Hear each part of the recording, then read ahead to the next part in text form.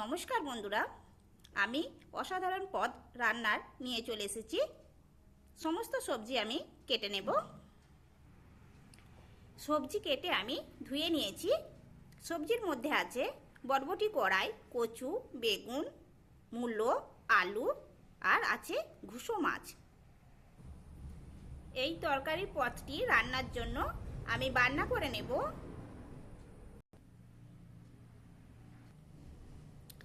রান্নার জন্য আমি মশলা নিয়েছি আদা, গোটা জিরে, গোটা ধনে আর গোটা সরিষা। সমস্ত মশলা আমি বেটে নেব। মশলা বেটে নিলাম। আর আছে হলুদ গুঁড়ো, লবণ, লঙ্কা গুঁড়ো। কড়াইতে পরিমাণ মতো সরিষার তেল দিলাম।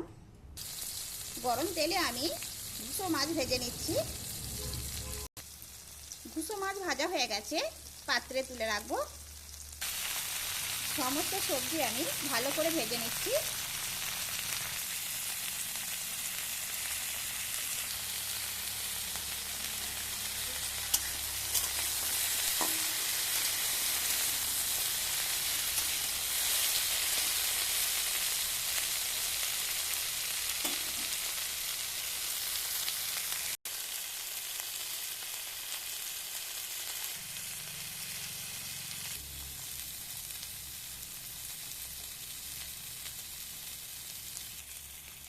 সবজি আমি ভালো করে ভেজে নিলাম।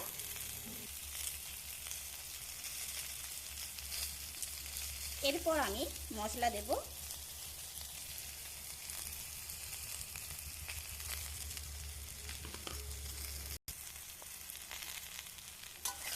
মশলা আমি সবজির সঙ্গে ভালো করে আমি ভেজে নিচ্ছি।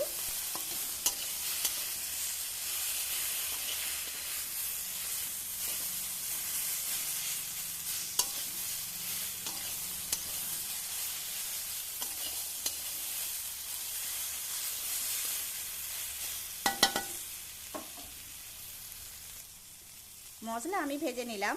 এরপর আমি পরিমাণ মতো গরম জল দেব। ভেজে রাখা ঘুষো মাছ আমি দিয়ে দিলাম। এরপর আমি ঢাকনা দিয়ে দেব ভালোভাবে, যাতে সবজি সেদ্ধ হয়ে যায়। এইদিকে দেখুন গরম ভাত হয়ে গেছে। আমি মুসুরির ডাল সেদ্ধ করে নিয়েছি।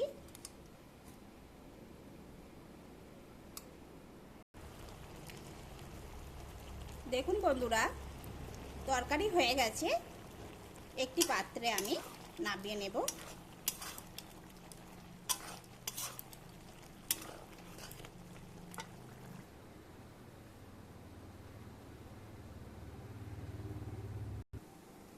গরম তেলে আমি ফোড়নে দিলাম 5 ফোড়ন, তেজপাতা, শুকনো লঙ্কা।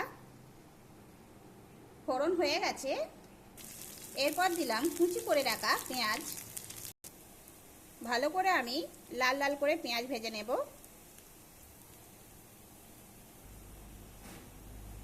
পেঁয়াজ ভাজা হয়ে গেছে। সেদ্ধ করে রাখা মুসুরির ডাল দিলাম। পরিমাণ মতো গরম জল দিলাম। এরপর দেব পরিমাণ মতো লবণ আর হলুদ গুঁড়ো।